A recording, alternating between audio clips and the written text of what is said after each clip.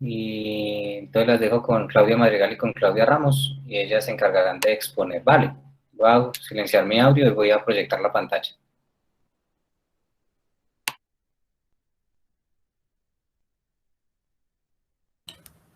Gracias, doctor.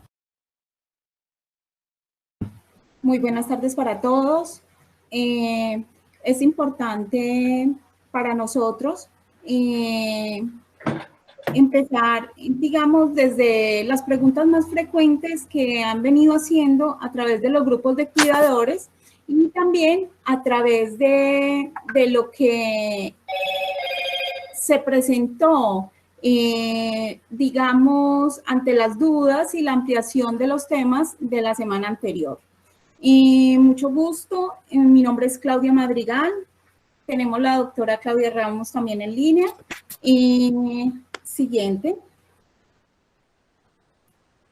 Partiendo de la labor de los cuidadores, más en el momento actual de cambios en los hábitos sociales y familiares por la pandemia, nosotros queremos darles un apoyo desde la perspectiva psiquiátrica y psicológica y teniendo como base la importancia del equilibrio físico y mental que debemos buscar en cada uno de los momentos de la vida, que es fundamental, porque en la medida que nosotros estemos bien, vamos a poder brindar un buen apoyo a nuestros seres queridos, a las personas que están a nuestro alrededor, además a las personas que cuidamos. Siguiente. Un médico sabio dijo, la mejor medicina es el amor y los cuidados. Y alguien le preguntó, ¿y si no funciona? Él sonrió y le contestó, aumenta la dosis. Es fundamental.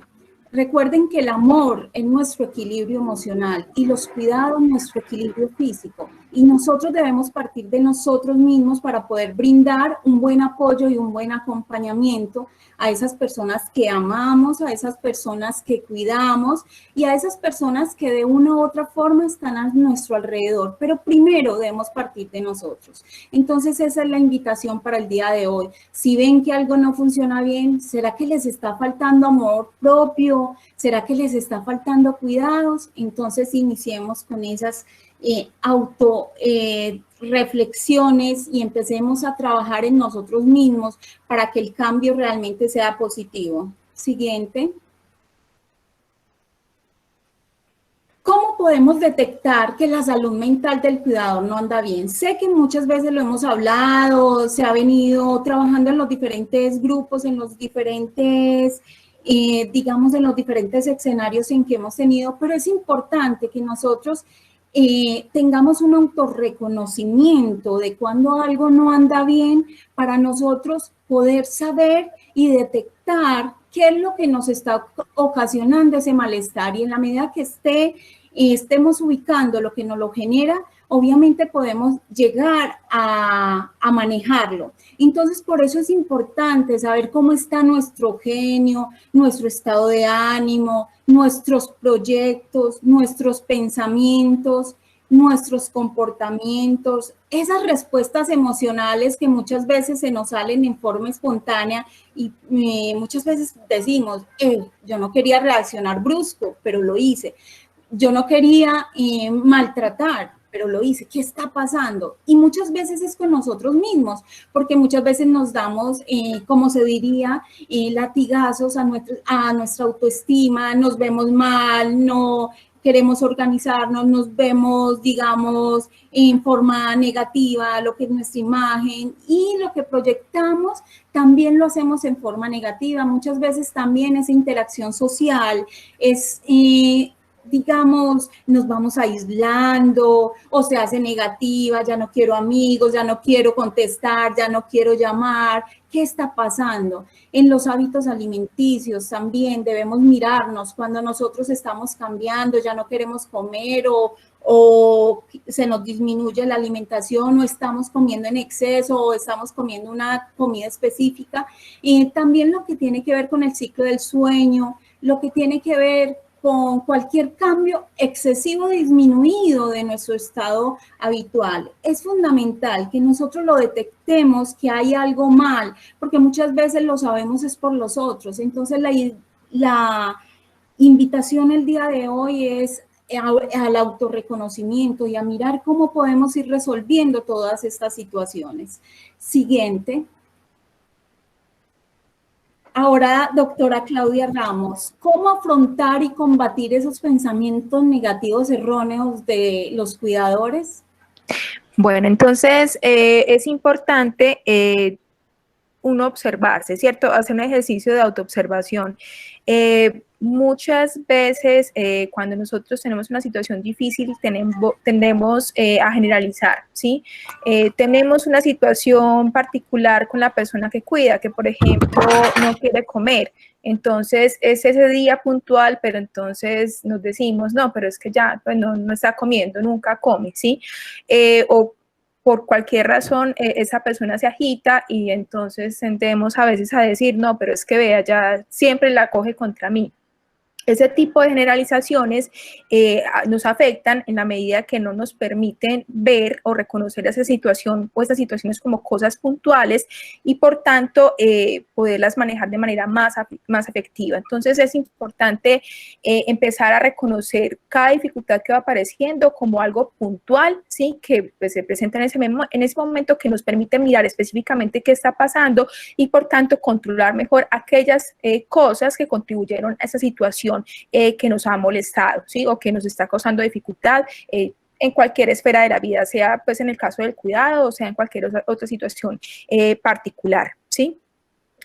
Bueno, a veces, ¿sí? Cuando esto de pronto se vuelve algo reiterativo y otras personas nos hacen saber que de pronto estamos manejando un discurso en el cual a veces pareciera que no podemos ver la luz al final del túnel o lo positivo que hay en ciertos aspectos, sería importante escuchar a esas personas, ¿cierto? Darle la oportunidad al otro de que nos diga, bueno, ¿cómo me ve? Porque a veces es más fácil ver desde afuera, ¿sí?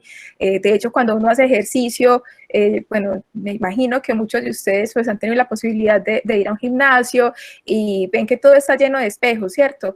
Esos espejos lo ponen porque es complicado para uno a veces interiorizar cómo está haciendo ciertas cosas y es más fácil cuando hay un reflejo afuera, que en este caso sería el discurso del otro, el que nos permite ver ciertas situaciones y por tanto, pues bueno, reflexionar sobre ello y en caso de que finalmente luego de esa reflexión, pues analicemos qué está pasando, empezar a buscar soluciones. Ahí quería yo agregar un poquito, está bien, no, la puedes agregar un poquito y es la técnica de la verbalización. Cuando yo estoy en un autorreconocimiento, es muy importante verbalizar, porque muchas veces ese encuentro, el escucharme a mí mismo, me proporciona la posibilidad de ver qué está fallando en mí. Y entonces hay técnicas como lo de la verbalización o buscar grupos de apoyo o buscar otras personas con las que, digamos, tienen el problema similar para resolverlo. Entonces quería hacer este aporte. Seguimos. ¿Cómo afrontar y combatir, cómo afrontar pensamientos negativos? Entonces eso es parte del anterior, identificarlos y aceptarlos, analizarlos, poner los medios oportunos utilizando la estrategia de la inteligencia emocional como la técnica de la visualización, la relajación profunda, el yoga, la meditación. Entonces ahí es muy importante que nosotros identifiquemos qué es lo que nos genera esos pensamientos. En la medida que los identifiquemos, aceptarlos, cogerlos y mirar por qué se está dando eso en mí y a partir de ello ya buscar alguna estrategia para irlos liberando, ¿cierto? Una de las formas es tener, para poder ubicarlos y empezar a resolverlos, es teniendo un poco de inteligencia emocional, es decir, ir teniendo equilibrio, porque cuando yo estoy muy alterado o cuando estoy muy bajito de ánimo, muchas veces la carga emocional es la que me lleva a la resolución de las situaciones. Por tal motivo, usualmente no son las más apropiadas. Entonces se trata de ir teniendo equilibrio emocional para poder resolver las situaciones y ahí sí buscar esas técnicas que nos permitan, digamos, resolver la situación que me viene afectando o que me está generando esos pensamientos negativos o esas situaciones. Una de esas técnicas, como les decía, es la visualización, que es poner esa situación en forma positiva, irse uno para un lugar tranquilo, calmado, ojalá que no tenga interrupción y cambiar esa situación y ponerla en forma positiva y mirar para que se dé en esa forma positiva, ¿qué necesitaría yo? Resolviendo la situación anterior. Entonces así vamos disminuyendo un poco esos pensamientos negativos. Siguiente.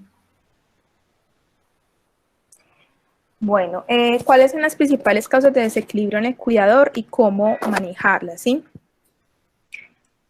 Bueno, es importante tomar en cuenta o tener conciencia más bien de los factores que nos llevan, ¿sí? A de pronto tener como, a sentirnos incómodos o molestos, ¿sí? Para ello es importante pensar o reflexionar sobre de pronto ciertas situaciones con nuestro cuidador o con nuestra persona que estamos cuidando o incluso con nuestra familia con la que muchas veces hay dificultades cuando estamos tranquilos, solos, bueno, analizar qué fue lo que pasó, cómo me sentí, qué fueron esas situaciones puntuales que causaron en mí este disconfort y cómo podría de pronto manejar de una manera más eficaz la situación en otro momento donde hubiera un contexto parecido al que acabo de vivir. Eso hay que hacerlo con frecuencia cuando uno está tranquilo, porque cuando uno está angustiado, el cerebro, de hecho, uno por cambios que hace en su respiración no oxigena bien y por tanto es complicado ver todo el panorama. Entonces es importante hacer como esa autorreflexión, ¿sí? Y también buscar estrategias que nos permitan mantener en general la tranquilidad. Por tanto, prevenir a través de ciertas rutinas, situaciones, pues, o la reacción negativa ante ciertas situaciones. Por ejemplo, hacer ejercicio, ¿sí? De manera regular, por lo menos unas 3 a 4 veces por semana, ¿cierto? Sería importante buscar un momento, un espacio en el día, pueden ser 30 minutos, porque sé que el cuidado demanda mucho tiempo, pero al menos entre 30 a 40 minutos, 3 a 4 veces por semana, permitiría ayudarnos a poder manejar más fácilmente el estrés. Cuidar de la parte alimentaria también es supremamente importante, ¿sí? Bueno, yo estoy muy pendiente de que mi paciente que estoy cuidando, la persona que estoy cuidando, coma a horarios, coma bien, tenga una dieta balanceada. Pero yo como cuando pueda, cuando tenga tiempo. No, es que a mí no me da hambre, es importante tener unos horarios para poder que esa comida realmente signifique mantener una adecuada salud, ¿sí? Hacer actividades que nos permitan también disfrutar del tiempo libre y pensar en tiempo libre y pensar en otras cosas distintas a lo que nos angustia, como pueden ser leer, escuchar música, qué tipo de música, la que uno quiera, no necesariamente música clásica o música New Age, ¿sí? O nueva era. Pintar o dibujar también nos puede ayudar en la medida en que estamos manteniendo la calma, ¿sí? A que ciertas situaciones que de otra manera nos moverían y de pronto nos engancharían en actitudes que de pronto no son las más adecuadas y las más asertivas, podamos manejarlo de una mejor manera, ¿sí? Lo otro es la parte de la ergonomía, hacer pausas activas, ¿sí? Cuando nosotros estamos cuidando, tendemos a adoptar a veces por tiempo prolongado posiciones que no son las más saludables, entonces es importante que programemos esas pausas.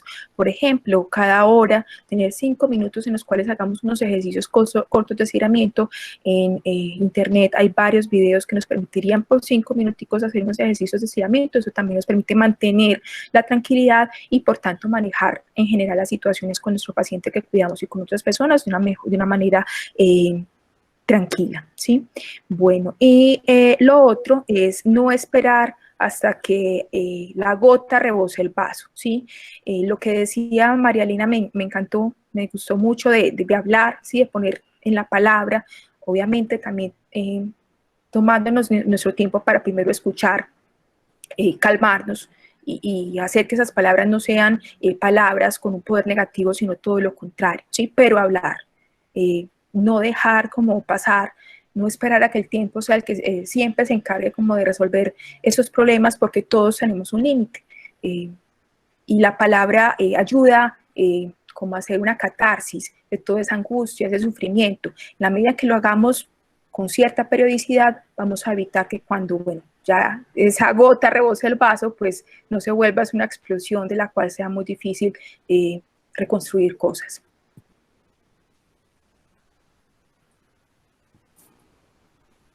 Siguiente. ¿Cómo evitar que el cuidador entre en depresión? Es importante sacar los días de descanso. Es importante entender que nosotros debemos tener relevo, tener nuestras horas, digamos, para nosotros, para amarnos, querernos, sacar tiempito para darnos gusto, para organizarnos, para, digamos, realizar esos hobbies, esas actividades que realmente nos gustan, y también realizando rutinas y hábitos saludables como los que mencionaba la doctora Claudia, la doctora María Elena, la doctora Margarita la semana anterior, el doctor David. Es muy importante ir buscando todos esos hábitos saludables que nos permitan ese equilibrio, y es alimentarnos bien. Debemos evitar esas sobrecargas de trabajo, y cuando se esté viendo que el trabajo nos está quedando un poco más grande a nuestra capacidad física, a nuestra capacidad de horarios, hay que hacer un pare y mirar cómo ir resolviendo estas situaciones. También debemos buscar, cuando tenemos esos síntomas en el estado de ánimo que son variables o que tienden más a estar bajos, es mirar y empezar a buscar ayuda. Si vemos que no somos capaces de resolverlo, debemos buscar ayuda, sea profesional, a los médicos o al personal de psicología o personal especializado, ya sea por la IPS, ya sea en la búsqueda de amigos, en la búsqueda de grupos de apoyo, mirar cómo podemos ir resolviendo. Y en la medida que nosotros vamos teniendo un equilibrio, es menos frecuente que se nos vaya a agudizar nuestros estadios de depresión. Siguiente. Bueno, si el cuidador está con síntomas depresivos, ¿qué debe hacer? ¿Sí? Bueno, entonces, a veces es un poco complicado no reconocer que son síntomas depresivos. O sea, no siempre cuando hablamos de depresión estamos refiriéndonos a llorar la mayor parte del día, casi todos los días, o sentirnos tristes, esa sensación subjetiva de tristeza casi todo el tiempo. No, a veces la depresión se manifiesta de otras maneras. Por ejemplo, cuando nos tornamos irritables, ¿sí? Hemos sido unas personas que en general hemos tenido una gran capacidad de tolerar ciertas situaciones, pero empieza a molestarnos todo. O sea, si nos dicen bonitos, mal, si nos dicen feos, peor.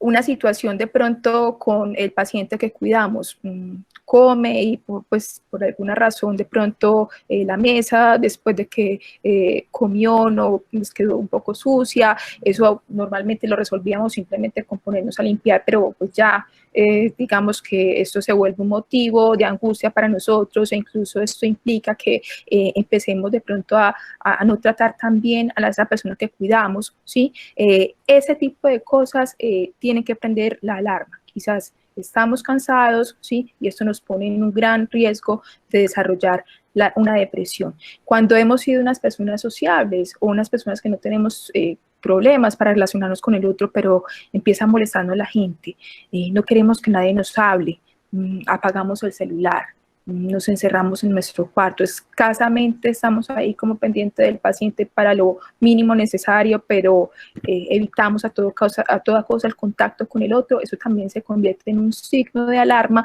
que es importante tener presente, porque quizás de pronto está empezando una depresión.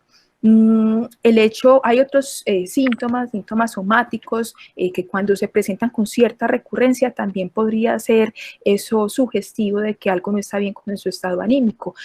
Por ejemplo, que nos empieza un dolor de cabeza con cierta frecuencia que antes no teníamos, bueno, habíamos presentado como nuestro antecedente de migraña, pero esa migraña se hace más frecuente del usual, ¿sí? Nos empiezan a doler las articulaciones, empiezan ciertas molestias gastrointestinales que antes no teníamos.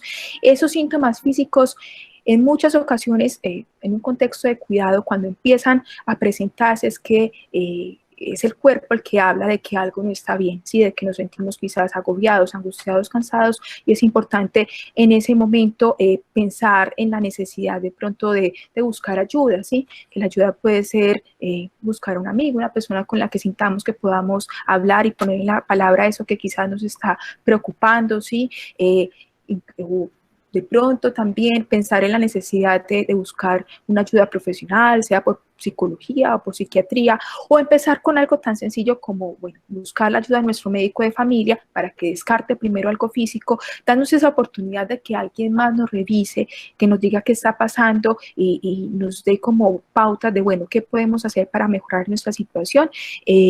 Pues ya eso es algo como que sería un gran logro y que podría pues evitar que esa depresión vaya avanzando, o lo que hay antes de la depresión, como esa sensación de pronto de angustia, simplemente de sentirse triste, pues empeore y se convierta en un trastorno que requiera de tratamientos largos, por psicología o por psiquiatría. Lo más importante pues como hacer es buscar, estar hablando de lo que nos pasa, estar escuchando nuestro cuerpo, ¿sí? Estar autoobservándonos pues bueno, cuando se presentan esos síntomas que les acabo de mencionar, no dudar en buscar ayuda de un profesional y pues empezar como a adoptar esas medidas que el profesional en psicología o en psiquiatría pueda darnos de acuerdo a nuestra situación emocional. Bueno, aquí hay otra parte que qué pena, en la diapositiva anterior se resalta, y eso creo que es importante también puntualizarlo aquí, la automedicación, ¿sí? Incluso los medicamentos homeopáticos pueden causar daño, ¿sí? A veces ciertas cosas, no sé, las gotas de valeriana, por ejemplo, o ciertos nombres que no voy a mencionar acá de medicamentos que son homeopáticos, esos medicamentos, incluso para ellos es importante contar con el consejo de un profesional.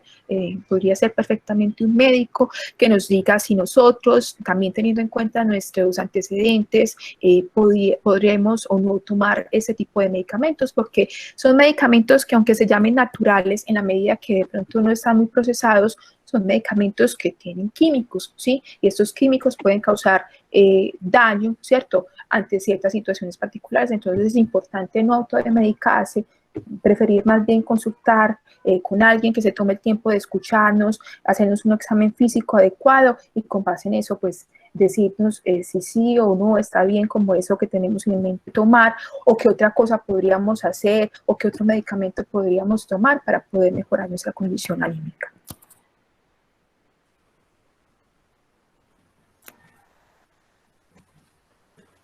¿Por qué es importante la elaboración del duelo en el cuidador?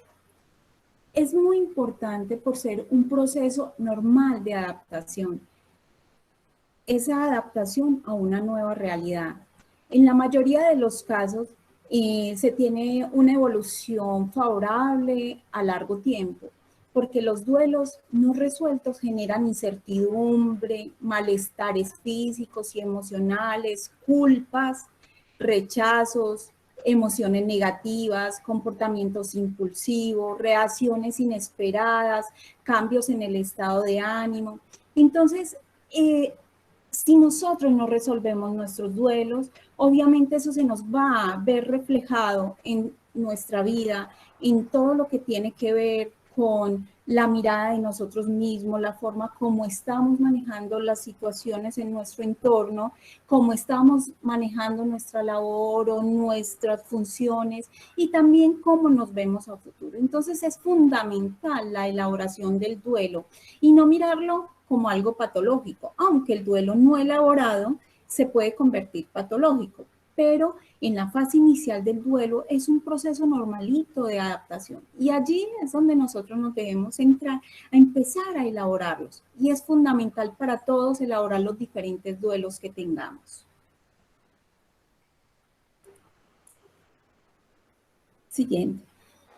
¿Cuándo se debe iniciar el proceso de duelo en un familiar, de un cuidador, de una persona con enfermedad neurodegenerativa?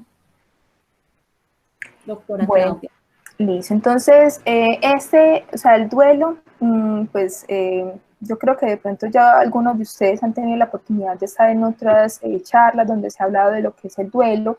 Muchas veces pensamos en el duelo como la pérdida física, ¿cierto? El fallecimiento de una persona que era importante para nosotros, pero duelo es una palabra que se puede generalizar a cualquier pérdida, ¿sí? Que tengamos en nuestras vidas, no solamente la pérdida física de un ser querido, sino también, por ejemplo, la pérdida de un trabajo, un divorcio, ¿sí? La partida de un hijo del hogar, un cambio en el lugar de residencia. Todo eso implica un cambio, ¿sí? Que a su vez se acompaña de alguna pérdida, pues podríamos considerarlo un duelo, ¿sí?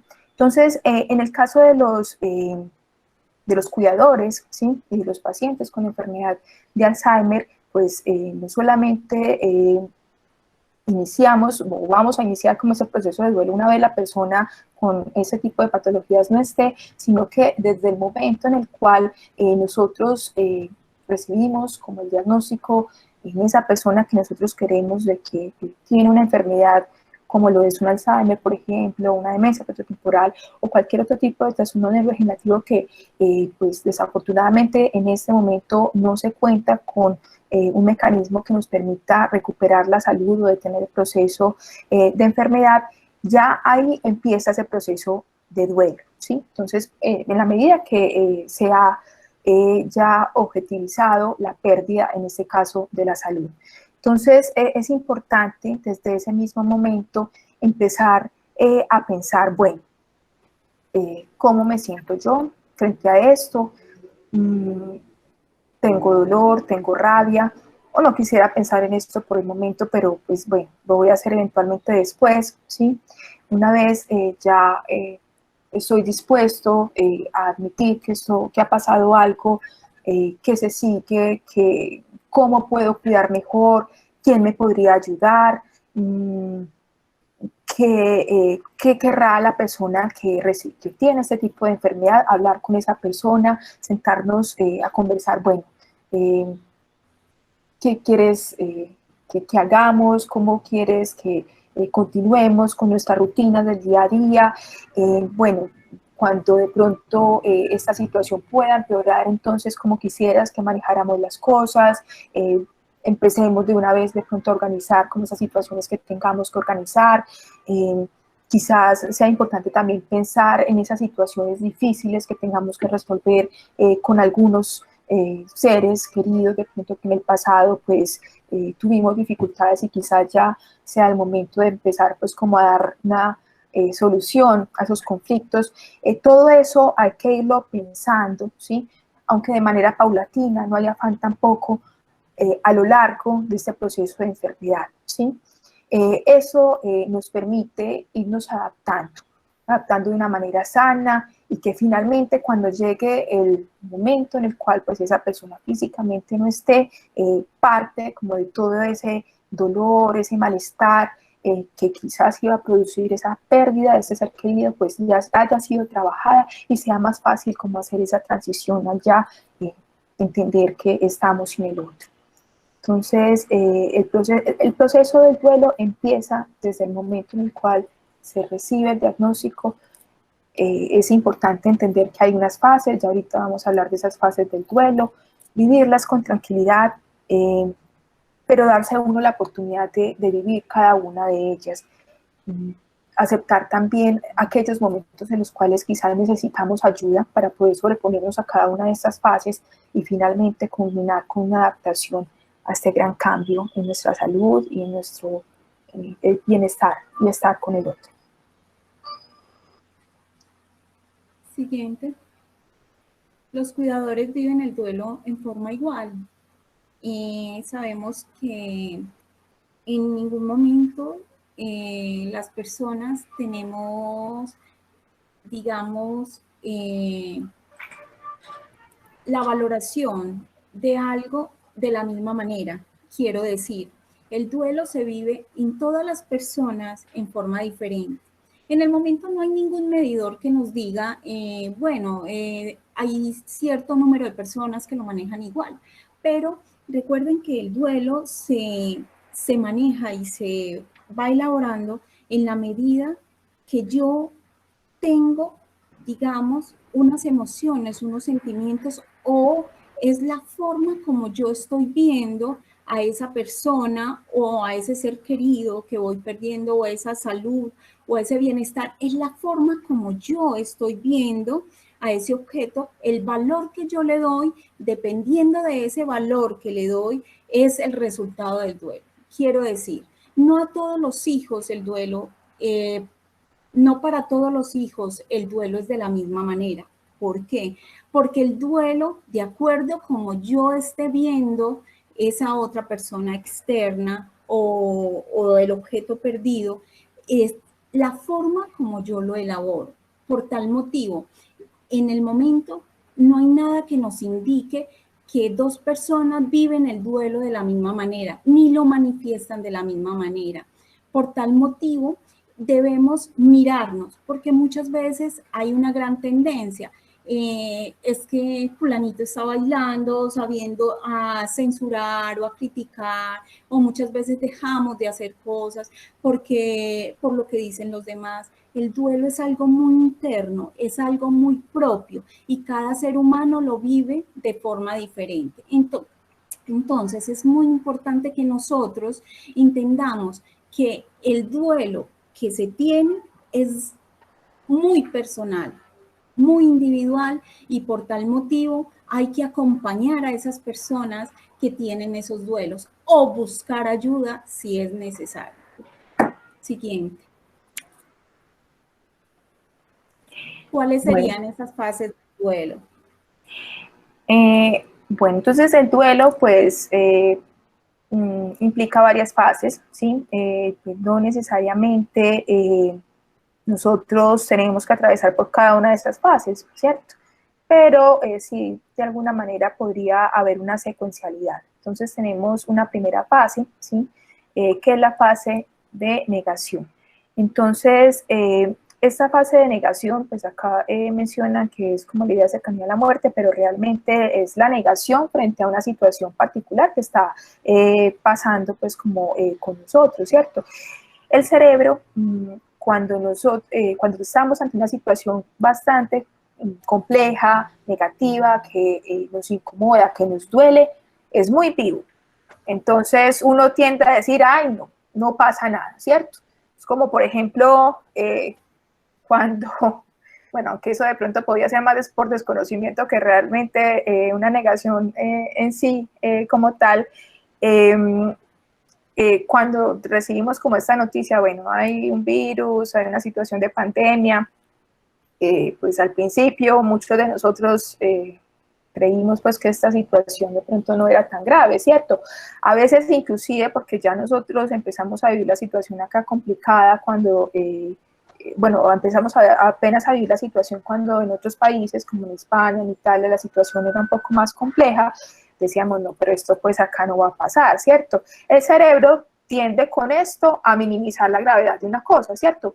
Porque a veces si de entrada somos conscientes de toda esa gravedad que implica cierta situación particular, nos desplomamos, ¿cierto? nos caemos, nos derrumbamos, no vamos tampoco, si de una vez como que alcanzamos a comprender toda esa situación complicada que implica cierta situación, no vamos a tener tampoco una actitud pues como la más asertiva, ¿sí? Pero el cerebro, esa primera parte generalmente es lo que todos hacemos ante una situación difícil. La negación, aquí no está pasando nada, esto pues me están diciendo que esto es así, pero realmente posiblemente no, mejor pedimos otro segundo diagnóstico porque esta persona parece que no sabe lo que está hablando, ¿cierto? Bueno, después de eso, ¿cierto? Con el paso de algunos días viene esa segunda, puede venir esa segunda fase, que es la fase de ira, ¿sí? De rabia, donde ya sabemos que algo sí está pasando. Lo reconocemos y nos da mucha rabia porque es como la sensación de, hombre, pero ¿por qué a mí? Pues yo soy un buen ser humano, pues creo en Dios, creo que no le hago nada malo a nadie, o sea, porque yo, si yo soy buena persona, me pasa esta situación tan horrible, ¿cierto? Porque mi papá, porque mi mamá, porque mi hermano, mi hermana, o porque yo me enfermé, ¿cierto? Sabiendo que pues no debería ser de esta manera. Entonces esto es una fase que es normal, ¿sí? Como esa rabia contra esa situación porque nos parece que es algo injusto, ¿sí? Esa es una fase que, bueno, afortunadamente no dura para siempre, porque a veces la ira, esa rabia puede también llevarnos a que no seamos eficaces con las estrategias para afrontar esa situación que estamos viviendo, ¿sí? Por ejemplo, no, es que, yo como tengo tanta rabia, entonces no le voy a hablar a nadie, ¿sí? Me aíslo, cuando de pronto más necesito de la ayuda de otras personas. No me voy a tomar nada, no me voy a tomar nada, si me voy a morir, entonces que me muera ya, de malas, y pues con un tratamiento inadecuado o abstenernos de tomar de pronto aquellas cosas que puedan ayudarnos a tener una mejor calidad de vida, se va a deteriorar más rápido nuestra situación de salud. Ya luego de eso, sí, puede pasar que pasemos a la siguiente fase, que es la fase de negociación, ¿sí? O la fase de pacto, de regateo, donde es intentar como llegar a un acuerdo con Dios, por ejemplo, ¿cierto? Con el destino. Entonces, muchas veces en esta fase de negociación, pues decimos como, bueno, yo voy a hacerle la novena fulanito de tal, ¿cierto? Si esto se empieza a resolver, ¿sí? Pues si no, no voy a hacer tantos rosarios, si entonces a mí pues me dicen que ya de pronto estoy mejor, que ya ese diagnóstico no es lo que mi familiar, mi ser querido, pues ya no tiene esta enfermedad, ¿sí? Bueno, entonces mejor voy a buscar de pronto a ver un brujo, una persona de pronto que sepa un poquito más que esta gente que está tratando a mi ser querido, de pronto a ver que nos pueda ayudar con alguna otra cosa que quizás sí permita que esa situación cambie. Esta es una fase que también pues, hace parte como de todos esos mecanismos de defensa que tenemos para lidiar con ese dolor y esa angustia que tenemos. Algunas situaciones que se dan dentro de esta fase de negociación pueden ayudarnos efectivamente y otras al contrario ponernos en peligro de que la situación sea incluso mucho más compleja. Posteriormente, cuando ya entendimos que pues, es poco lo que hay que hacer, ¿cierto? Que esta situación posiblemente no vaya a cambiar mucho, por más cosas que intentemos, puede venir la fase de depresión, ¿sí? Esa fase de tristeza en la cual entendemos que bueno, esta es la situación que desafortunadamente nos tocó vivir, ¿sí? Esta fase, pues es una fase que uno podría ver como, qué cosa tan horrible, nosotros no deberíamos caer ahí, no es algo que es perfectamente normal, afortunadamente no nos vamos a quedar toda la vida en esto, y ciertos estudios que se han hecho como para entender por qué las personas se deprimen o se ponen tristes o por qué lloramos, es una pregunta muy interesante que alguna vez me hacía un paciente y que yo también me he hecho en algunos momentos de mi vida, es que también cuando sobreviene esa sensación de tristeza, las personas que están a nuestro alrededor muchas veces se acercan con más facilidad, con más tranquilidad, con más confianza de poder ayudarnos a que esta situación se resuelva de una mejor manera. Y finalmente, pues ya luego de esa fase de depresión viene la fase de aceptación y resolución, donde entendemos que bueno, es una situación complicada, difícil, pero que pues a pesar de estas dificultades, de esta situación tan dolorosa, tenemos las estrategias para poder lidiar con ello y salir adelante, sea cual sea el desenlace que tengamos al final del camino. Siguiente pregunta.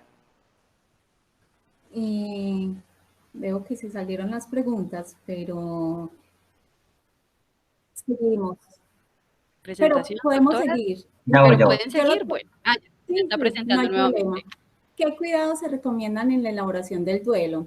Entonces, ahí en los cuidados que se recomiendan es darle un lugar al ser querido muerto, o a la persona que está enferma, o a darle un lugar en nuestra parte psicológica, en nuestra vida psicológica. Es decir, no tratar de negar, no tratar de olvidar. Se trata es de asumir una realidad, de empezar a entender de que esa realidad es propia, es nuestra y nos está sucediendo. Entonces es muy importante que nosotros le demos un lugarcito en nuestra vida psicológica a esa pérdida. Es fundamental que nosotros podamos entender que de aquí para atrás, todo lo que hemos vivido en nuestro pasado es parte de un pasado. Ya no es un presente. Cuando nosotros empezamos a entender que es parte de un pasado, empezamos también a entender nuestros duelos. También empezamos a soltar muchas de las situaciones que nos han sucedido y que muchas veces venimos cargando día a día. Entonces, se recomienda en esta elaboración darle un lugarcito muy importante en nuestra vida psicológica a esa pérdida. También debemos buscar la comprensión de ese duelo. No como una enfermedad, sino como ese proceso adaptativo, ¿sí? Como ese proceso adaptativo que nos permite seguir en nuestra vida y que nos permite mirarnos como esa persona, como lo que somos. Nos permite ver esa situación como algo de una situación, digamos, una sola situación de nuestra vida que tiene una cantidad de eventos y situaciones, ¿cierto? Es también ver, digamos, en nuestro entorno todos esos cambios y es empezar a entenderlo, es empezar a aproximarnos a esas situaciones de lo que somos nosotros, nuestro entorno y nuestra mirada a futuro. Es también importante realizar ese duelo anticipado, como se los hablaba la doctora Claudia ahorita. Es importante ir entendiendo paso a paso de cada situación y principalmente en ustedes como cuidadores, es muy importante empezar a elaborar lo que puede venir a futuro en la medida que tenemos un reconocimiento, pero ese reconocimiento debe ser realmente con apoyo científico, con apoyo, porque muchos imaginarios de nosotros también nos pueden llevar a anticiparnos a 1000 cosas, pero pueden o no suceder porque son desde los imaginarios. Entonces es importante anticiparnos a ese duelo, pero desde una forma digamos, real, científica, veraz, que nos pueda permitir realmente acercarnos a un futuro mediato o inmediato y que nos permita elaborar esa situación traumática. También es fundamental buscar ayuda cuando la necesitemos. Buscar ayuda, como lo decía la doctora Claudia, buscar ayuda en grupos de apoyo, en profesionales, en especialistas, que nos puedan ayudar a este proceso, porque realmente lo que es inesperado en nuestras vidas, que viene en forma negativa, muchas veces nos da mucha dificultad asumirlo o aceptarlo, y eso depende de la mirada de cada uno. Por tal motivo, algunos solitos resuelven y hay otros que sí requieren de ese acompañamiento. Y como se los decía anteriormente, no todos los individuos experimentamos cada etapa de la misma manera. Entonces, obviamente para unos es más duro, para otros digamos menos duro, pero eso depende de la mirada que nosotros tenemos de la situación perdida o del objeto, o de la familia o de la salud o de la situación que estemos elaborando. Y existen diferencias entre formas en que los individuos reaccionan también ante las diferentes pérdidas. Entonces también entender al otro y entendernos a nosotros mismos. porque muchas veces lo principal que ocurre es o la censura o el bloquear las emociones o el no manejar adecuadamente. Entonces, la invitación es que nosotros empecemos a adaptarnos a este proceso como ese proceso de adaptación normal, pero también que darle a conocer a los demás que están en nuestro entorno para que también nos apoyen. Siguiente. ¿Qué es la culpa y cómo no sentirla? Bueno, la culpa, sí, es esa sensación que nos queda después de que nosotros sentimos que hacemos algo malo, ¿cierto? Algo malo por lo cual nosotros debemos recibir algún tipo de castigo, ¿sí? Entonces, la culpa puede sobrevenir de pronto como por situaciones que acabamos de cometer, ¿cierto? O por situaciones de pronto que ya pasaron, sí, pero por las cuales todavía sentimos lo que llamamos remordimiento, como esa sensación de que hubo algo que no hicimos bien. Esa culpa es un poco peligrosa porque nos quita tranquilidad y muchas veces hace que de pronto nosotros no podamos cuidar de la manera más tranquila. Cuando sentimos culpa, cuidamos a alguien, hay ciertas situaciones que no hemos perdonado, quizás que no se han elaborado, pero todavía, pero está esa sensación como de, bueno, pero es que en este momento necesita de mi ayuda, ¿sí?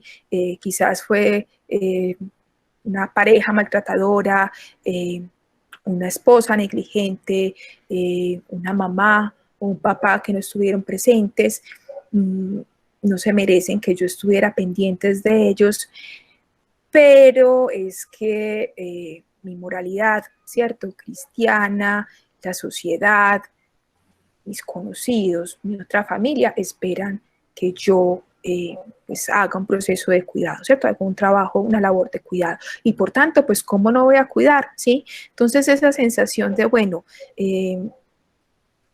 no quisiera hacerlo, hay unas cosas que tengo por resolver, pero sí tengo que hacerlo porque es que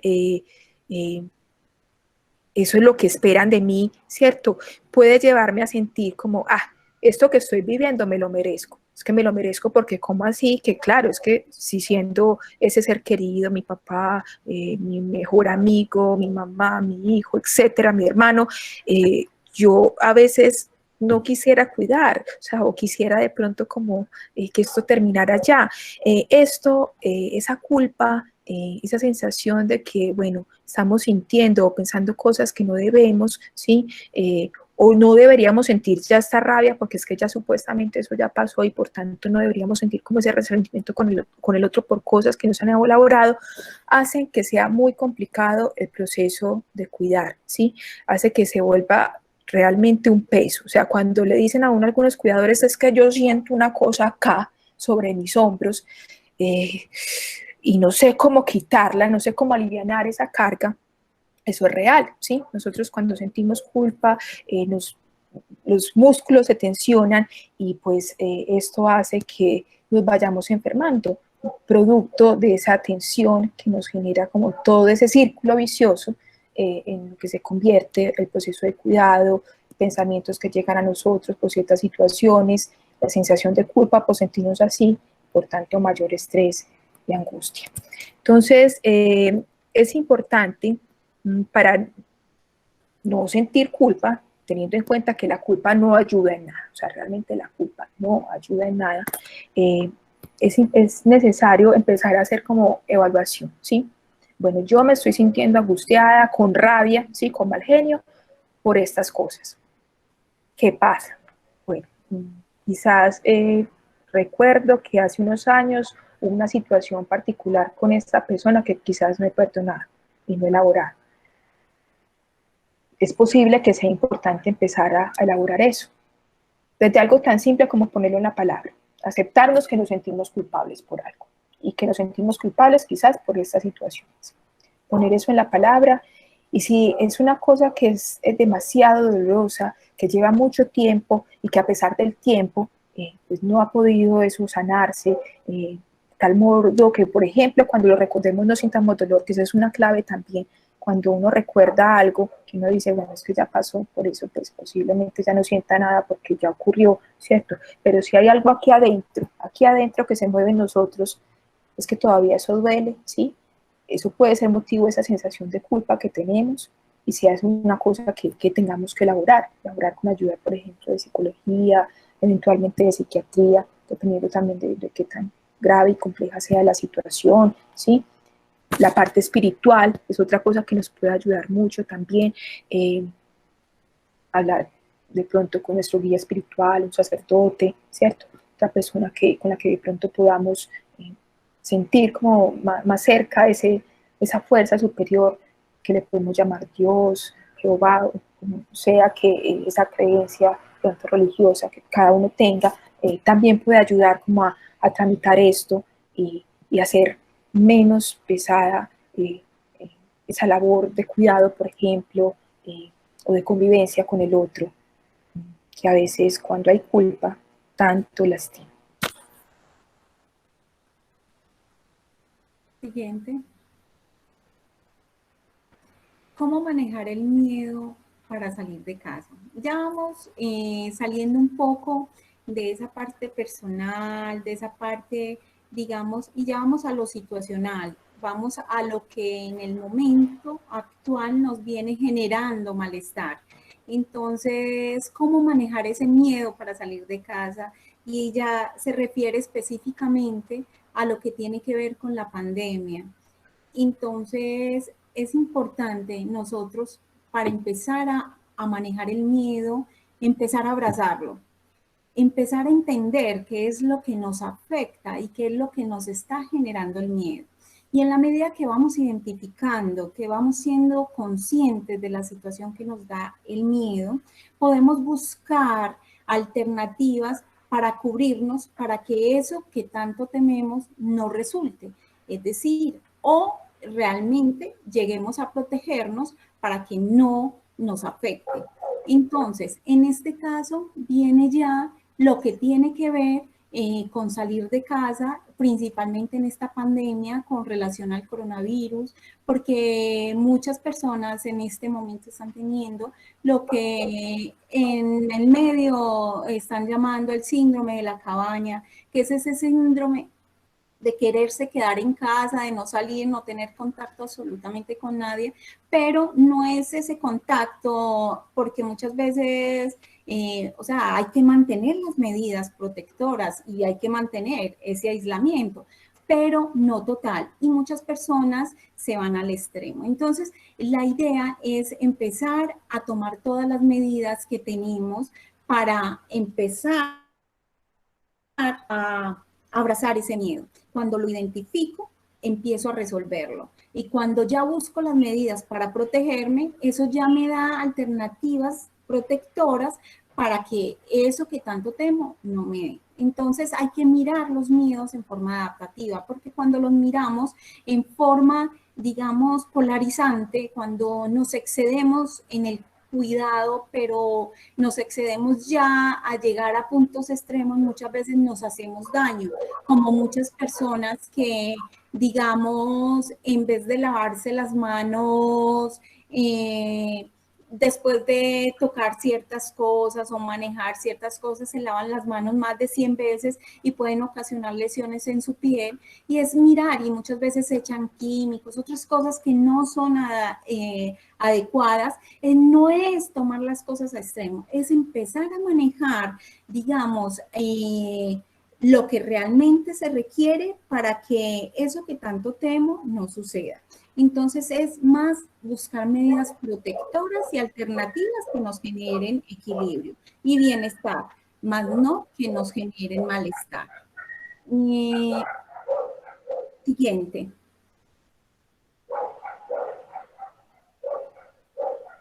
La diferencia entre el miedo, angustia, ansiedad y cómo manejarlos.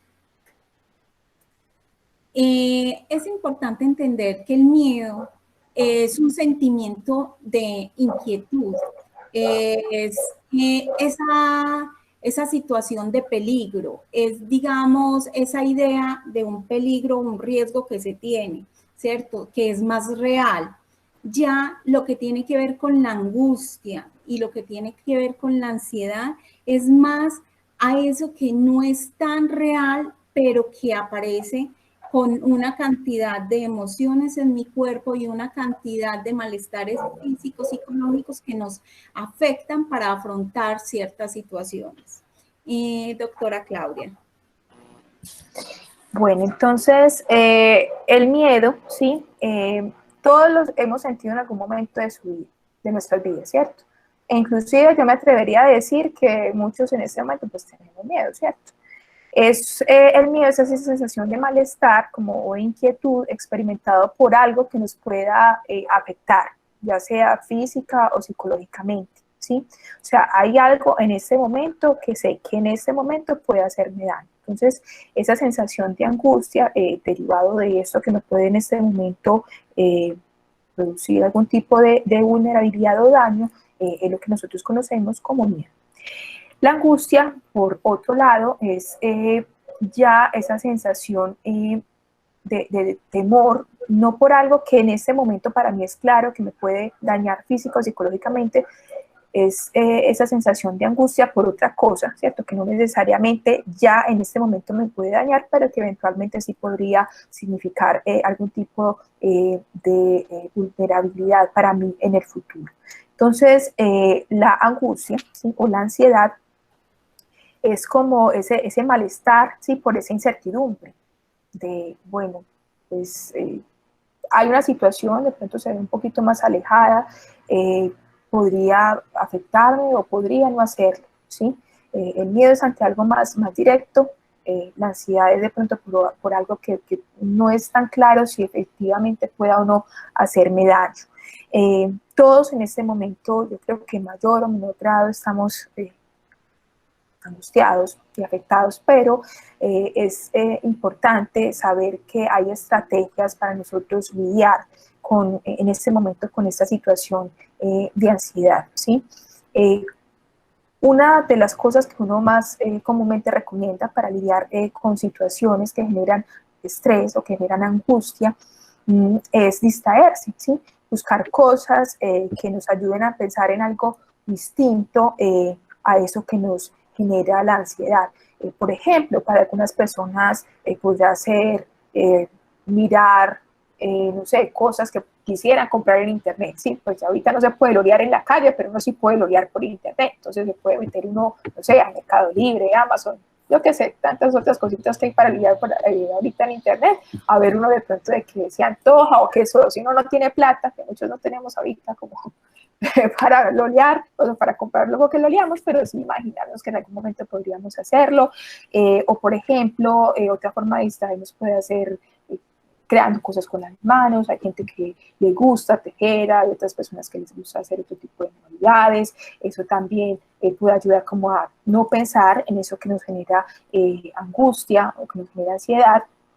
El ejercicio, ¿sí? Es otra manera pues también como de yo activar mi cuerpo y por un rato al menos no estar pensando en ese motivo de angustia, ¿cierto? Bueno, hay otras estrategias, ¿sí? Que son estrategias que podemos utilizar, por ejemplo, cuando la distracción no siempre funciona y que nos pueden ayudar como a recuperar esa tranquilidad, esa paz interior. La respiración diafragmática, sé que de pronto algunos de ustedes han escuchado hablar sobre ello, es una técnica de respiración en la cual nosotros tratamos de ayudar al cuerpo que cuando está ante situaciones de estrés podamos recuperar la calma. Se recomienda que antes de utilizar la respiración diafragmática en situaciones de angustia lo hagamos cuando estamos tranquilos, ¿sí? Como a manera de entrenamiento, para que después cuando estamos angustiados, que uno cuando se angustia generalmente el patrón respiratorio cambia, empieza uno a respirar más rápido, lo que uno llama hiperventilar, de pronto, si no tenemos el entrenamiento, pues no podremos hacerlo como apropiadamente en ese momento, pero si hay un entrenamiento, de manera automática, pues bueno, alcanzamos como a concentrarnos en cómo estamos respirando, empezamos a ejecutar la respiración diafragmática y pues eso nos ayuda poco a poco a recuperar la tranquilidad. La respiración diafragmática se hace de la siguiente manera. Consiste en respirar profundo y despacio, ¿sí? Sin mover el tórax, solamente moviendo el abdomen, ¿cierto? Moviendo aquí pues como la barriguita del abdomen, inflándolo, reteniendo el aire un momento y después botando ese aire. Puede ser por nariz o por boca. Ojalá al tomar el aire, al inspirar, se haga siempre por nariz, ¿cierto? Pero a veces pueden haber dificultades y pues podría uno, entonces en ese caso, pues, respirar por la boca, pero con la boca no muy abierta, ¿sí? Después de hacer algunas veces este ejercicio, puede uno empezar a hacer una cuenta mental. Mientras uno toma el aire, contar mentalmente hasta 5 y despacio. 1, 2, 3, 4, 5. Respirando, teniendo cuidado de no mover acá la caja torácica, sino el abdomen. Después de que hemos tomado el aire, contar hasta 3, ¿sí? Retener el aire contando hasta 3 mentalmente. 1, 2, 3. Y volver a botar el aire contando mentalmente hasta 5. 1, 2, 3, 4, 5, ¿sí? Se recomienda empezar a hacer este ejercicio inicialmente acostado o recostado y ya eventualmente hacerlo en varias posiciones, sentado, de pie, mientras se camina, ¿sí? En diferentes posturas. Y ojalá por lo menos 2 veces al día, aproximadamente 10 minutos. ¿Eso con qué fin? Con el fin de volverlo algo automático, que ya después no tengamos que hacer esa cuenta mental, ¿sí? Ya eso de manera inconsciente uno va manteniendo ciertos tiempos y eventualmente pues uno podrá utilizar esa estrategia cuando se sienta angustiado. Eso le permite a uno recuperar como el control en sí mismo. Otras estrategias que también se recomiendan son las estrategias de relajación, ¿sí? Nosotros cuando estamos estresados o angustiados nos tensionamos, ¿sí? Nuestros músculos se vuelven así duros, y es ahí cuando se dice que está activo nuestro sistema nervioso simpático.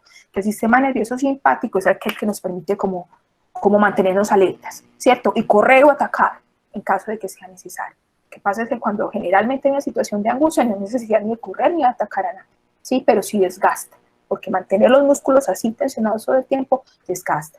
Entonces, con las estrategias de relajación lo que se busca es activar ese otro sistema que hace contrapeso al simpático, que es el parasimpático.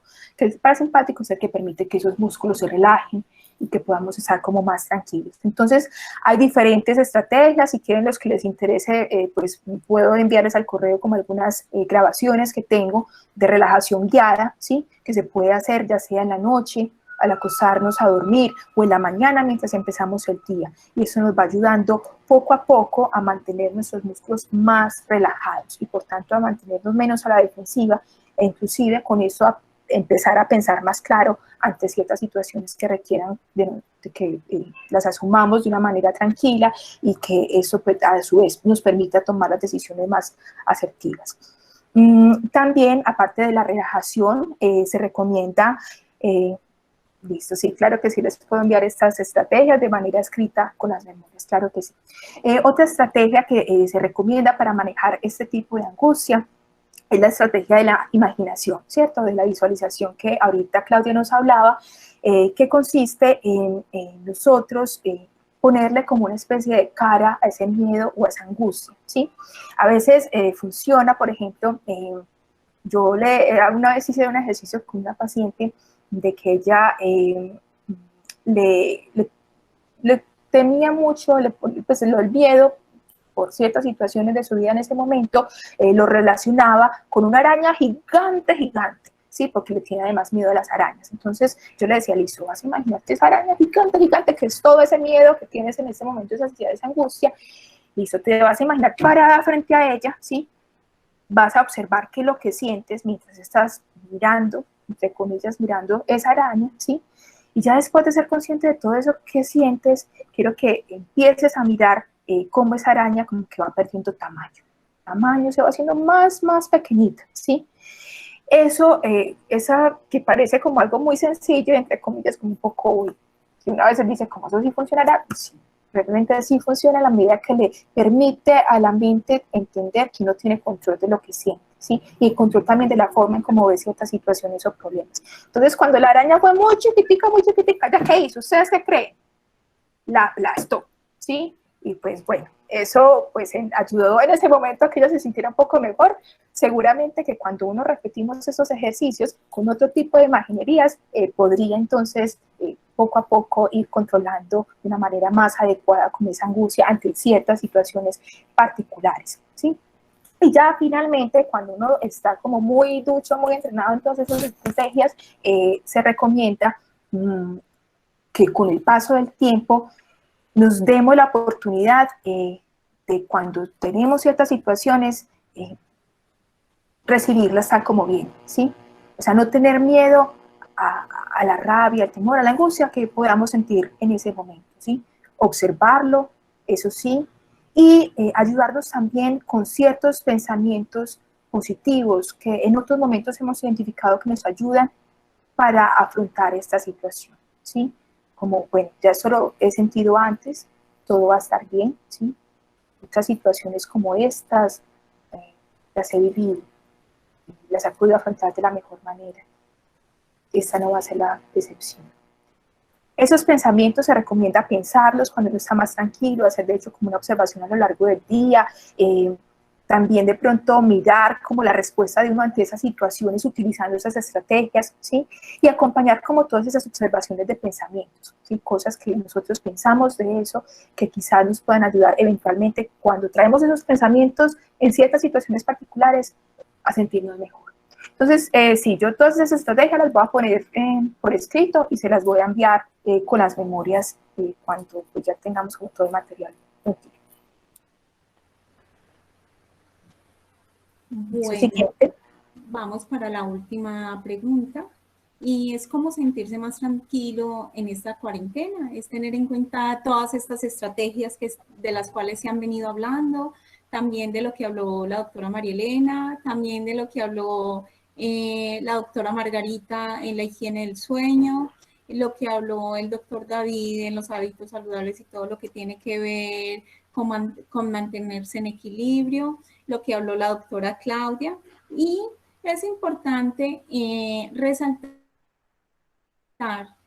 eso de la información que nosotros recibimos, que sea de sitios realmente oficiales y confidenciales, pero que sean también veraces y validados, como son las páginas de la Organización Mundial de la Salud y la Organización Panamericana de la Salud.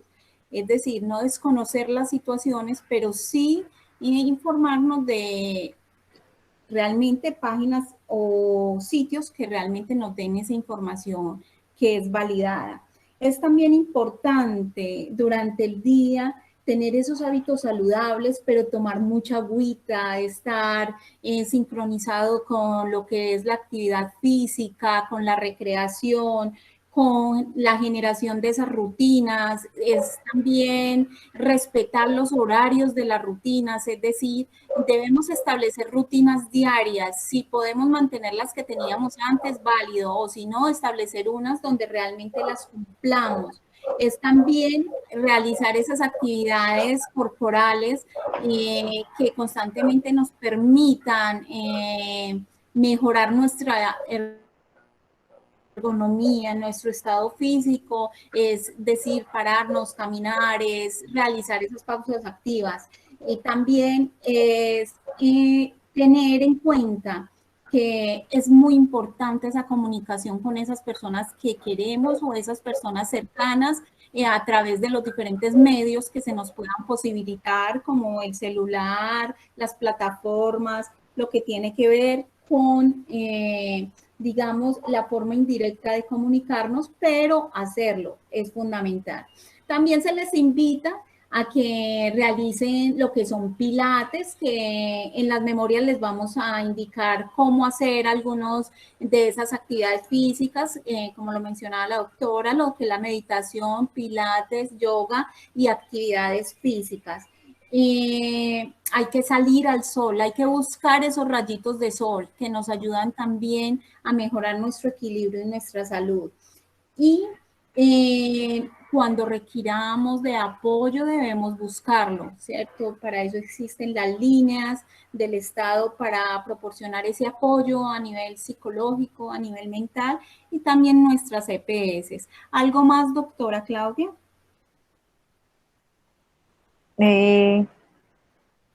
Yo creo que ya pues abordamos como todo, pues como lo que teníamos aquí para contarles. Recuerden, yo creo que ya ustedes lo han escuchado como en otras partes, pero yo creo que no sobra como repetirlo. Además pues de lo que mencionaba Claudia sobre fuentes confiables, tratar de tener cuidado con la cantidad de tiempo que se está expuesto a la información, pues, en este caso particular sobre el COVID, ¿cierto? Aproximadamente una hora. Yo creo que, porque tampoco creo que sea adecuado uno pues decir, bueno, aquí no pasa nada, o sea, quedarse en negación, ¿cierto? Y decir, no voy a escuchar, no voy a leer, no voy a ver nada. Sí es importante hacerlo, pero tener mucho cuidado del tiempo, ¿cierto? Y aproximadamente una hora, yo creo que con una hora al día que uno tenga de contacto con noticias, eso sí, teniendo cuidado que sean fuentes confiables, es más que suficiente para uno mantenernos al tanto y no ir a ponernos en riesgo de empezar a tener trastornos de ansiedad.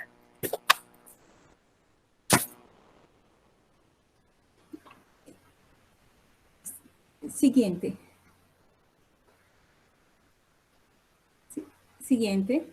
Entonces, importante mantener el equilibrio a través de nuestra inteligencia emocional, nuestro autoconocimiento, nuestra motivación es fundamental frente a la vida y todo lo que nos genera bienestar, la autorregulación de las actividades sin excedernos, tenemos que mantener esas habilidades sociales, es decir, esa intercomunicación y mantener empatía frente a nosotros mismos y a nuestro entorno y a nuestro futuro sin dejarnos de caer. Siguiente.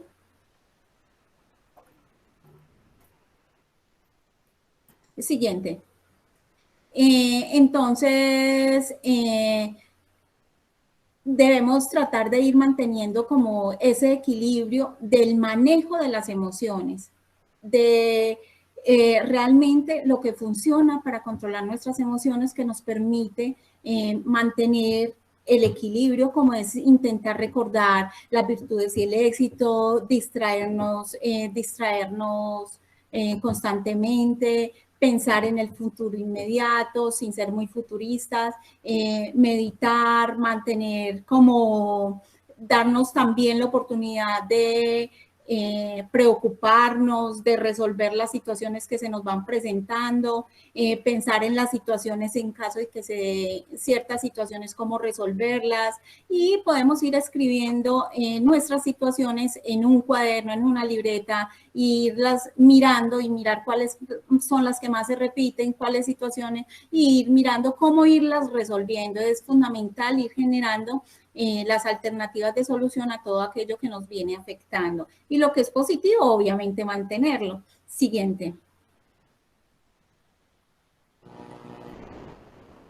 ¿Sí? Entonces es importante que nosotros tengamos un semáforo donde vamos poniendo como, bueno, hay que tranquilizarse, hay que pensar antes de actuar, hay que buscar soluciones que sean realmente viables y que sean las adecuadas y hay que seguir adelante en la práctica de la solución, ¿no? Es decir, buscar las alternativas y mirar qué es lo mejor y llevarlas a ejecución. Siguiente.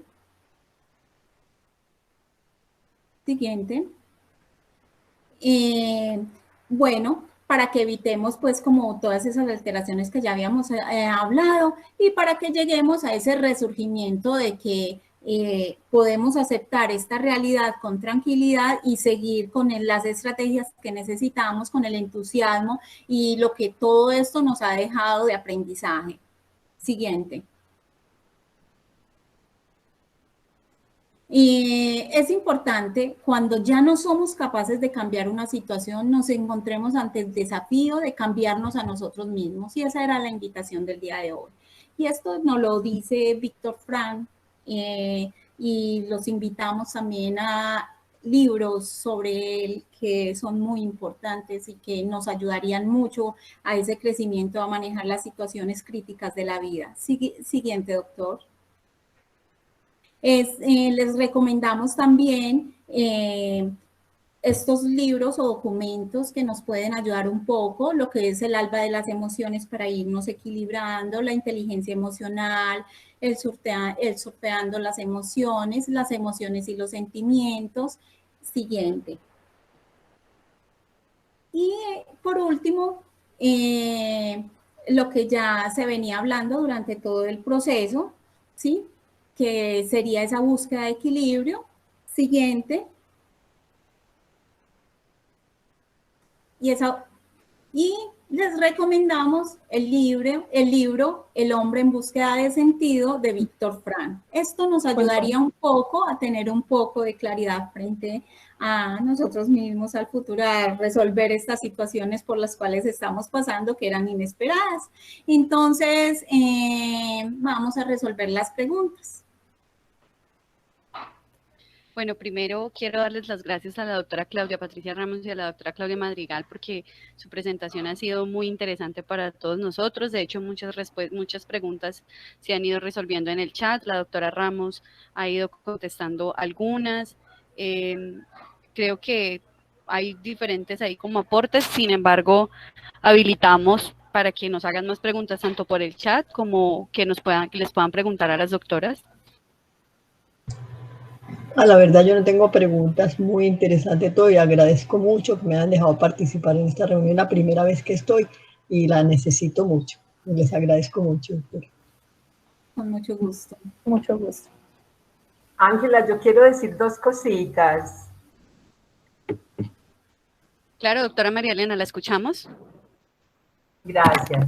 De lo primero fue que se cortó el sonido cuando le estaba dando la referencia a la señora Clara Osorio del libro que les recomendé de los 4 acuerdos. Entonces les repito, el libro se llama Los 4 acuerdos toltecas, lo puede bajar de Google completamente gratis. Inmediatamente se pone el nombre en Google, sale el PDF. Con respecto a la exposición, que me pareció muy bonita, supremamente clara y amplia, yo quisiera hacer 3 aportes chiquiticos. El uno con respecto a los duelos. Yo pasé por un duelo doble, mis padres murieron el mismo día con 12 horas de diferencia y eso me ha enseñado cantidades. Entonces yo estoy llegando a la conclusión que los muertos no se van. Ellos se quedan en el corazón, ellos se quedan en el alma, ellos se quedan con los buenos y malos recuerdos, porque decir que se van, no sé, me parece como cierta ingratitud, porque muchas de las cosas que somos y que logramos ser, se las debemos a ellos por las buenas o por las malas. Entonces, no nos aflijamos, ellos están ahí, simplemente hay que dar las gracias por lo que pudieron aportar y servirnos de los buenos recuerdos para continuar nuestro camino. Cuando mencionaron la culpa, yo he estado trabajando este tema y hemos encontrado mis colegas y yo una beta para trabajarlo y es la beta del narcisismo. Que muchas veces en la culpa lo que hay es mucho narcisismo y mucha prepotencia, pero es que yo no hice, yo no fui, yo no estuve. Entonces, una invitación a la humildad y a recordar, a tener siempre presente pues que somos seres humanos, que también nos cansamos, nos agotamos, que no podemos hacerlo todo, como para hacer un ejercicio amoroso con nosotros de comprensión, o sea, recurrir a la empatía con nosotros mismos. Y con respecto al miedo, especialmente el miedo en esta pandemia, conviene pensar pues que el confinamiento es un asunto de cuidado, nos están cuidando el alma. Y en esta pandemia lo que hay que recordar son los valores, y el primer valor que hay que recordar es el valor de la vida. Nos están cuidando la vida. Yo tengo para contarles que yo no he salido desde el 16 de marzo, que las universidades donde trabajo dijeron, se cierran las puertas, vamos a trabajar de manera virtual. He salido una vez a la portería, que pasaron vendiendo unos bananos muy lindos, pero de resto yo no he salido a la calle. Y he sido absolutamente callejera, pero tengo claro que el valor fundamental es la vida. Para conservarla, pues lo que hice fue hacer de mi apartamento un espacio supremamente agradable y limpio. Le pongo flores, hago cosas para que resulte muy rico estar acá, pero olviden, por favor, el deseo de salir. No hay que salir. Si usted no necesita salir, no salga. No se arriesgue, y menos en estos 15 días que vienen, que con seguridad va a haber una encerrona fuerte y larga, porque esto llegó a su pico. Entonces, cuando tengan ganas de salir, recuerden que primero es la vida y que para salir pues tendremos otros días y otros momentos. A Claudia Madrigal y a Claudia Patricia, un abrazo, felicitaciones, excelente el trabajo que han realizado. Muchísimas gracias, doctora María Elena. Sus aportes han sido grandísimos y de verdad que nos sirven cantidad. Cuando yo me refería de pronto a abrazar el miedo y de pronto salir, me refería más como al sentido también de salir frente a esas necesidades que se tienen a veces de salir, porque hay personas que están en este momento que no resuelven sus necesidades básicas por el temor mismo de salir. Entonces, es importante también salir, pero con esas medidas de protección cuando se requiera. Y muchísimas gracias por todos los aportes, doctora. Sí, sobre la culpa, me parece supremamente interesante, María Elena, lo que ha tocado, pues, como el narcisismo. Yo, aquí les confieso, aquí entre nos, entre todos los que vemos acá, cuando pues en algún momento de mi vida, hace ya unos años, pues tuve la oportunidad de ir con un psicoanalista, me sirvió mucho poder entender eso, ¿sí? Con ciertas situaciones de mi vida, entender que a veces la culpa es una cuestión también de que pues no se ha tenido humildad, ¿cierto? Humildad, y para uno reconocerse como un ser humano, ¿sí? Que comete errores, pero pues que mientras estemos vivos tenemos la oportunidad de enmendarlos también. Entonces, sí, me gustó mucho ese aporte, ¿sí? de resaltar la culpa a veces como una cuestión también del narcisismo, que nos llama a esa necesidad de empezar a reconocernos como que somos finalmente, como seres humanos. Sí, ¿alguien más tiene preguntas?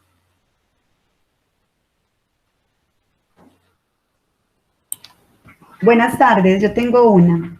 Agradezco a Amanda que me invitó a la reunión, súper chévere. Gracias, doctora María Elena, Claudia Ramos y Claudia Madrigal. Esta pregunta es, a ver, el estrés que causa ser cuidador frente a una persona que tiene Alzheimer, ¿cierto? De pronto mi suegro tiene Alzheimer y estamos pues como muy nuevos en el tema, pero hay algo que es muy repetitivo y nosotros nos preguntamos, apenas estamos como haciendo esta tarea de asistir a reuniones y conocer más. Entonces, tengo gracias a Dios la ventaja de que estoy en el grupo, entonces me queda un poco más fácil y me entero de las cosas, pero algo que yo lo tengo acá al lado a mi novio y algo que queremos escuchar es cuando uno tiene todo ese estrés porque la persona repite y repite, o cuando dice mentiras por bobadas o por cualquier cosa, está bien uno contradecirle y decirle, no, es que eso no es así, o seguirle la corriente, porque eso le genera a uno mucho estrés sabiendo que las cosas no son así. Por ejemplo, si yo le regalé un reloj, hacía por ahí, yo creo que media hora el Día del Padre, y entonces yo lo molestaba y le decía, uy, don Humberto, qué reloj tan lindo, ¿quién se lo regaló? Que es que yo lo compré, ¿cierto? Está lindo, y yo se lo había acabado de regalar. Y así muchas cosas. Entonces, lo que quiero es que me expliquen si está bien uno refutar o simplemente seguirle la corriente. Gracias. Bueno, yo pues quisiera responder como eso, Beatriz, me gusta pues como mucho esa pregunta, que es algo que le preguntan a uno muy frecuentemente en consulta también. Bueno, resulta que pues las personas con Alzheimer, ¿cierto? tipo de memoria que se altera, ¿sí? Que a veces de pronto es un poquito como difícil para uno entender, pues, como cierta sintomatología del Alzheimer, pero la memoria que se altera en primera instancia es la memoria de corto plazo, ¿sí? Entonces, estas personas con este tipo de dificultades pues no van a recordar hechos recientes, hechos que inclusive pasaron hace 30 minutos, una hora, la noche anterior, la semana pasada, ¿sí? Porque esa estructura que nos permite recordar esos eventos recientes, que se llama hipocampo, la que primero se altera en personas que tienen enfermedad de Alzheimer. Entonces, el cerebro ese es muy bonito porque pues él nos protege como del disconfort, del malestar. Y hay una cosa que no nos gusta para nada en general a los seres humanos y son los vacíos, ¿sí? O sea, los vacíos en las historias, no, eso como que incomoda, como que uno queda como maluco, ¿cierto? Yo no sé si a ustedes les ha pasado, bueno, a mí me pasó hace ya muchos años que a veces uno iba al cine y pues se dañaba la cinta y si una parte uno no la podía ver, uno queda con esa maluquerita, ¿cierto? Como, esa partecita de la película, hombre, que se dañó eso, pues, ¿qué habrá pasado ahí? Entonces, esa maluquerita uno la siente también con la propia vida, ¿cierto? Con nuestra historia de vida. Y pues el cerebro, para protegernos de ese malestar, se inventa las cosas, rellena esos espacios con historias. Entonces, como por ejemplo en el caso de tu suegro, que ponías el ejemplo del reloj, no se acuerda de quién le dio ese reloj, quién se lo dio, él. O sea, su cerebro le ayuda a inventarse la historia de que ese fue el que se lo regaló, ¿cierto? Que él se lo compró, para evitarse ese malestar de no saber, como en esa parte específica de su vida, qué fue lo que ocurrió. Entonces, en ese orden de ideas, ¿sí? Pues esto es una cosa que pues, no es intencional, el cerebro simplemente está protegiendo a la persona de ese malestar, de empezar a tener cada vez vacíos más frecuentes en su historia de vida, y por tanto lo que se recomienda no es llevar la contraria, ¿sí? Sino al contrario, o sea, meterse también como en la película, ¿cierto? Como seguir la corriente, ¿sí? Entendiendo que no es un afán del otro por engañar, ¿cierto? O por hacer creer cosas que no son reales porque él sabe que no son reales, sino simplemente son historias que esa persona se está creando para ayudar a sobrellevar los vacíos que se van dando en su historia de vida. Entonces, no es bueno como refutar, ¿sí? O confrontar estas situaciones, sino meterse también en la historia. En la medida que podamos entender eso, es también para nosotros más fácil llevar ese proceso de enfermedad y hacer más fácil la labor de cuidado. Para esa parte quisiera agregar algo y es de pronto irse anteponiendo ante las situaciones que vienen a futuro, ¿cierto? Es decir, ver bien cómo es el proceso de la enfermedad, las diferentes fases y reconocer bien todo, cosa que no los coja desprevenidos estas situaciones, porque lo que nos coge desprevenidos es lo que más nos afecta, lo que más nos genera estrés, como lo planteaba Beatriz ahora. Realmente hay un asunto y es que si nosotros empezamos a entenderlo desde ya, y a eso era que nos referíamos con el duelo anticipatorio, es empezar a mirar realmente todas las fases, cómo es todo el proceso y ahí sí entenderlo. Sabemos que obviamente hay muchas cosas que nos van a generar estrés, malestar, pero es ir dentro del grupo familiar también generando esa cultura de ir entendiendo todo ese proceso e irlo manejando de la mejor forma para que no sea traumático para ninguno. ¿Listo? Entonces quería como agregar esa partecita.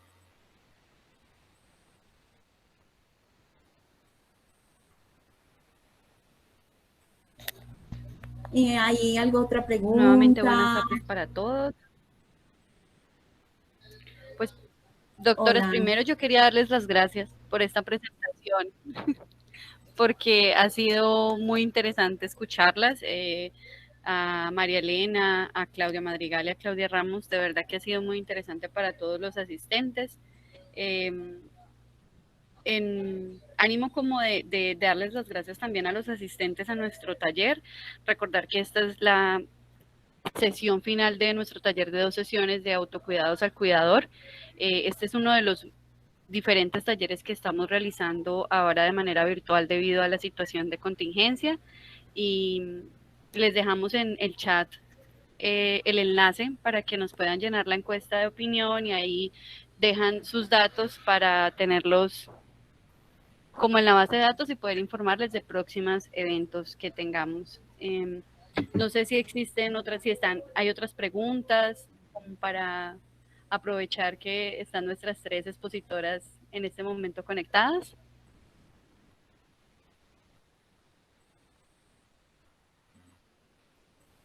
Yo quiero agradecerles del alma las intervenciones que me parecen muy interesantes. Recordaría a la doctora que nos muerte cuando realmente nos resulta.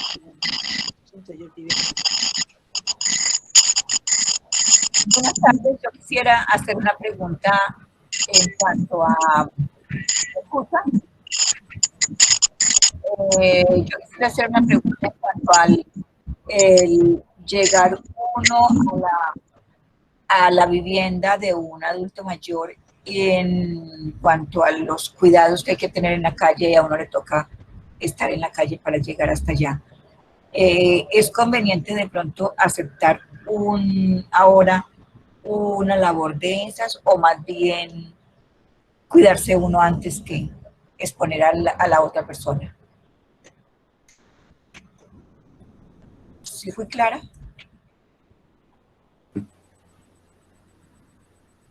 Ana, ¿te refieres a de pronto tratar como de no visitar a los adultos mayores para no ponerlos en riesgo? Tanto como no, o sea, uno comprometerse con ir a cuidar a una persona una tarde, una noche en estas circunstancias. Más bien, es más bien prudencia no aceptar un trabajo ahora sí o qué recomiendan. Ya entiendo tu pregunta y de hecho pues me tomo el atrevimiento de responderla porque es como una situación parecida a la que yo vivo con mi abuelita. Mi mamita tiene 93 años, ella tuvo una ACV y pues en ese momento tiene la necesidad de un cuidador pues como permanente, ¿cierto? Entonces, al principio cuando esto empezó yo casi colapso porque pues no sabíamos cómo íbamos a manejar esta situación porque nos parecía pues como arriesgado que la cuidadora pues estuviera como desplazando todos los días, ¿cierto? Para mi abuela y también para su hermana que vive con ella. Y llegamos a unos acuerdos pues como con la cuidadora, ¿cierto? Porque obviamente igual la cuidadora también necesita un descanso. Entonces ella está pues en la semana con mi abuela día y noche, también pues tiene sus momentos de descanso, se va a los fines de semana, en esos fines de semana pues hay otra persona que también pues digamos se queda ese fin de semana y si bien pues de todas maneras esta cuidadora está saliendo, igual pues no es lo mismo que se esté desplazando como todos los días a que de pronto disminuya por semana, como ese número de desplazamientos que tiene que hacer. Entonces, pues ese es como el acuerdo al que llegamos con ella y nos ha ido pues como muy bien. Igual cuando la cuidadora llega, ella pues inmediatamente se cambia su ropa, se baña, ¿cierto? Y ya pues la ropa con la que viene inmediatamente se pone pues en la lavadora, solamente esa ropa y se lava de inmediato para garantizar pues que se disminuya al mínimo el riesgo de que mi abuela se infecte. Entonces, pues básicamente eso es pues como lo que hemos hecho. Nos ha ido bien como con esas estrategias. Sí me parece un poco ahorita de pronto complicado pensar en contratar de pronto una persona nueva, porque claro, sí, estamos en este momento, específicamente en este momento en el pico de la pandemia, pero, o sea, hay que tener también en cuenta, bueno, varias cosas, quizás de pronto pensar, pues tratar como de indagar si definitivamente hay que conseguir un cuidador porque quien está cuidando está cansado, que eso tampoco pues, es bueno, o hay una situación imprevista que hace que de pronto se tengan que intensificar la labor de cuidado. Pues podría hacerse, pero pues tratando como de mirar, bueno, esta persona cómo se ha cuidado en casa, ¿cierto? Qué rutinas va a hacer y de pronto ya a la hora pues como de hacer convenios en cuanto al cuidado, mirar si de pronto se puede lograr que esta persona de pronto se desplace como lo mínimo posible. Entonces, pues básicamente eso hemos hecho nosotros en casa, tratando de cuidar a mi abuela y pues hasta el momento todo ha salido.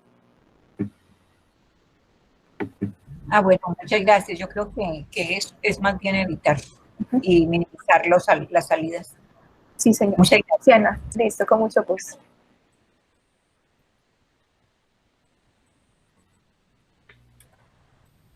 Bueno, creo que ya les han hecho diferentes preguntas. Nuevamente, muchas gracias a las expositoras. Creo que los temas que nos han traído dieron para diferentes reflexiones. Puntualmente también por este momento de contingencia que estamos pasando y que de alguna manera ha afectado a todas las personas en diferente medida. Nuevamente les damos las gracias por asistir a este espacio, los tendremos en cuenta para invitarlos a nuevos espacios que estaremos adelantando de parte del grupo de neurociencias. Un saludo y un abrazo. Isabel Cañas tiene una pregunta, claro, haz la pregunta. Listo, Isabel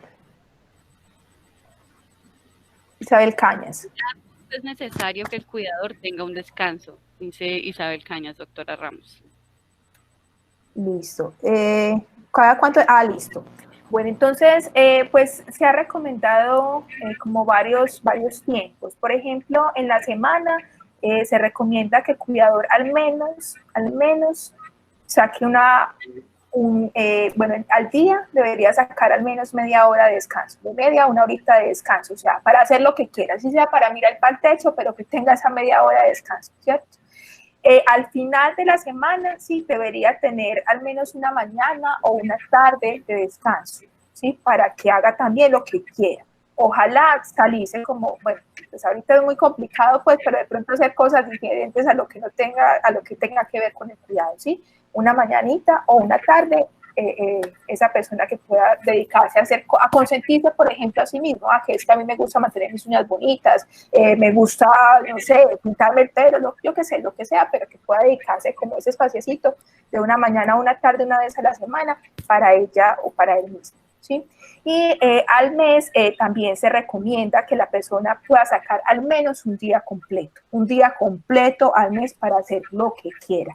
Y se habla de que cada año una persona que cuida a alguien que tenga una enfermedad crónica, ¿cierto? Como lo es el Alzheimer, por ejemplo, que saque por lo menos unas 2 semanas, ¿sí? De 1 a 2 semanas para descansar, vacaciones del cuidado, porque recordemos que aunque estamos cuidando personas que amamos con el corazón, somos seres humanos, ¿cierto? Y como seres humanos, pues también nos cansamos y es importante descansar para cuidar de la mejor manera.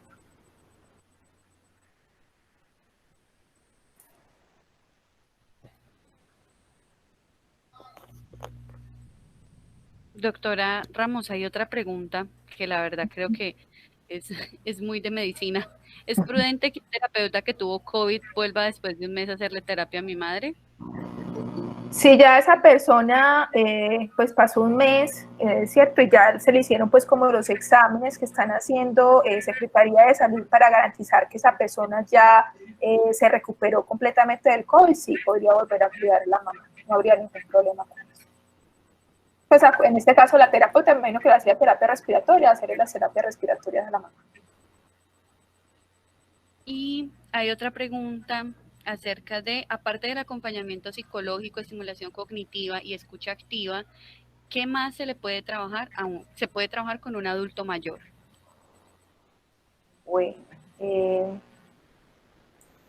Bueno, es importante establecer como una serie de rutinas, ¿cierto? Para los adultos mayores, en general, pues, sí, cualquier persona, también teniendo en cuenta pues como quienes padecen una enfermedad neurodegenerativa, tener como una serie de actividades para el día, ¿cierto? Entonces funciona como un horario, así como cuando uno estaba en el colegio, que tenía los horarios de las materias de la semana, lunes a viernes, igualito. Así tener un horario para ellos, con unas actividades ya planeadas, también teniendo cuidado pues como de permitirle a esa persona tener momentos de descanso.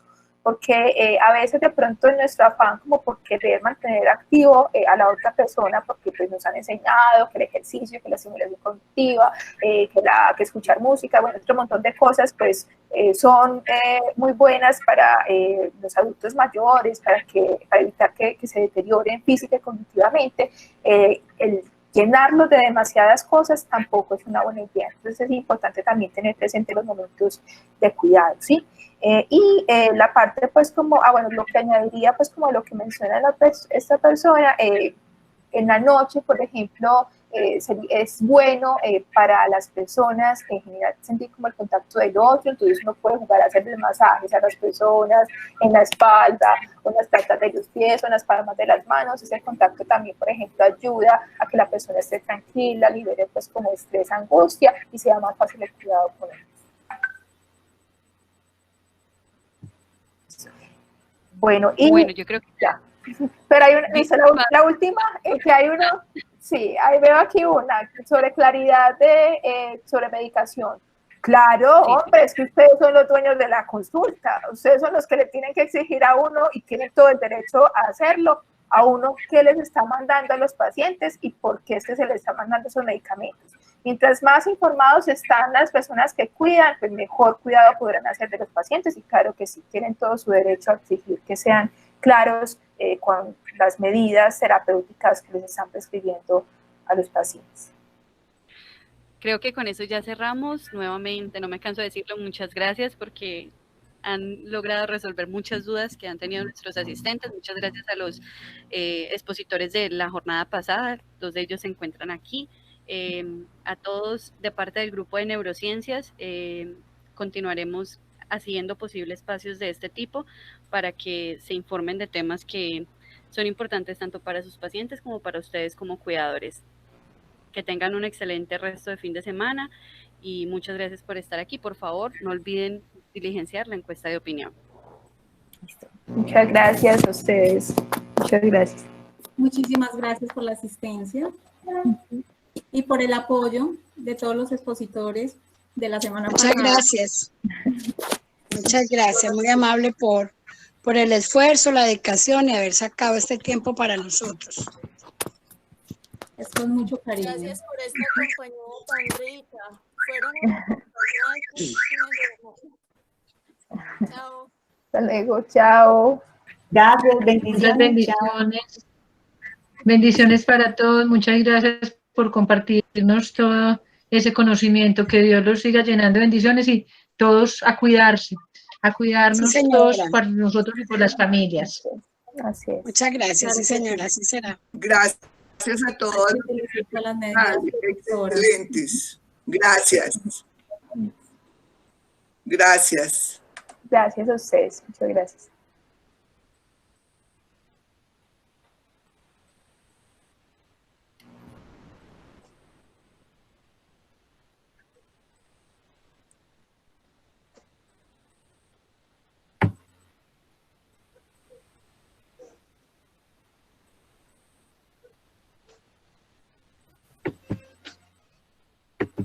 Claudia Patricia Ramos, ¿qué hay? ¿Qué más?